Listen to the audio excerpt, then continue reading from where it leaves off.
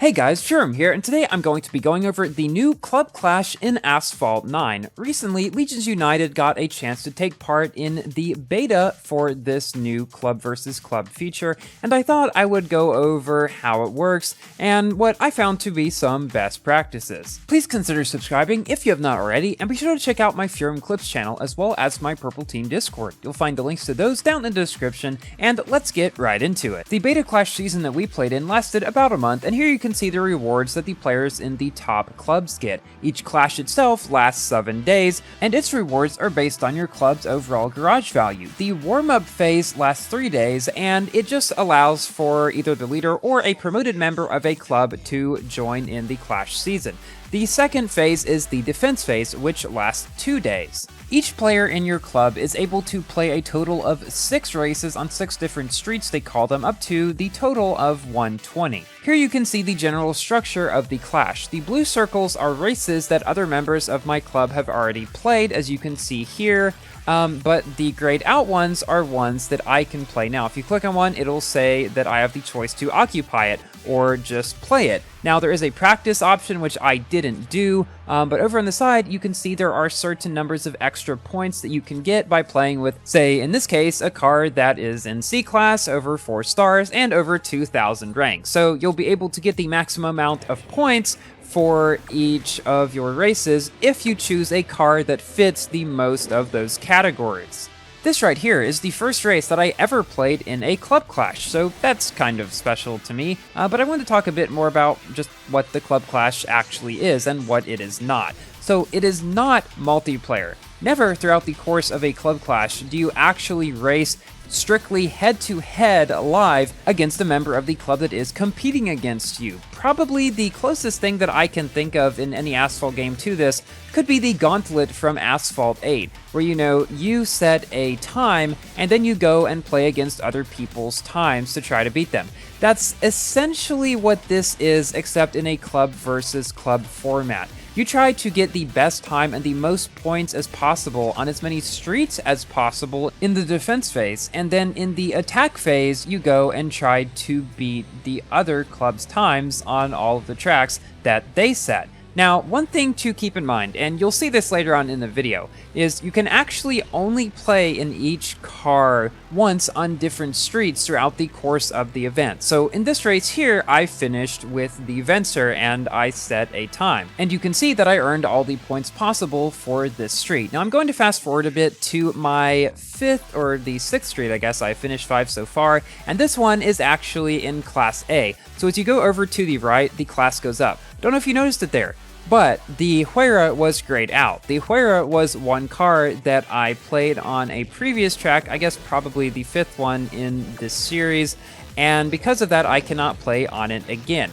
Now, this does continue even into the attack phase. If you play in a car in the defense phase, you cannot play in it again in the attack phase. And so this means you have to be very strategic with which cars you use where. And especially if you are up against a really good club, it is probably best to coordinate with your teammates because they can use like whatever cars that they want. Like if you use a Huera, they can also use a Huera. It's not like the cars are locked out for everybody, but if you communicate with them, you'll probably have a better chance of winning.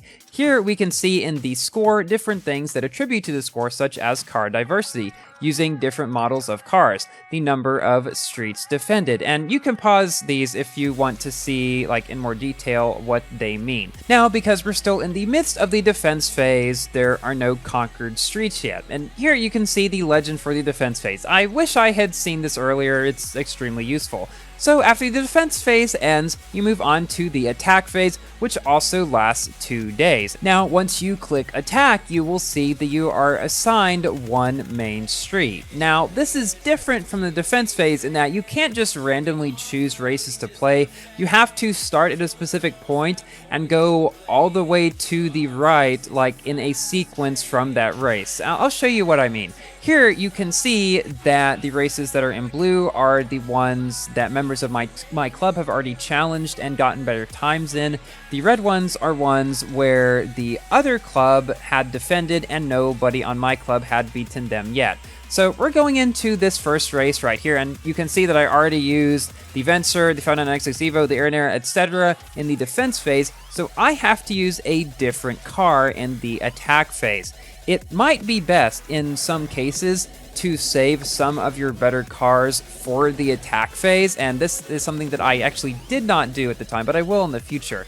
Because, say, somebody was in an Air and Air on Himalayas, well, if they're a good player, you're really not going to be able to beat them in anything else but an Air and Air, so you kind of better have it. Here, I actually lost just barely in my first ever attack race, which wasn't fun, but the good thing is you can play it again, and the better thing is you can play it again in the same car. So you can retry the same race as many times as you want with the same car, but once you occupy it, then you just cannot use it again. Going back to the main street deal, if you choose a race and then go along in sequence to the right, like I said previously, but then you get to a split in the track, you have to choose whether to go to the top or to the bottom, and then continue on that. I'll show what that looks like after this race here. Now, one thing to keep in mind is that this was recorded during the beta phase, which Gameloft took to get feedback from players.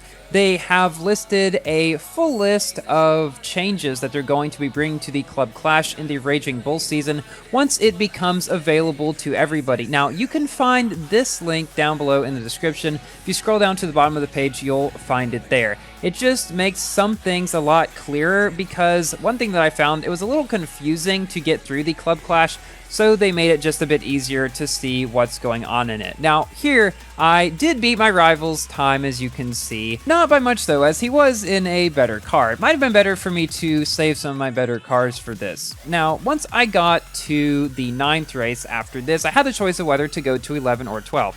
So if you click on 12, it'll give you something for you to confirm whether or not you really want to go that way, because you have to stay on that path till the end, and you can see that that's what I've got to here, where we have an S-Class car to play in.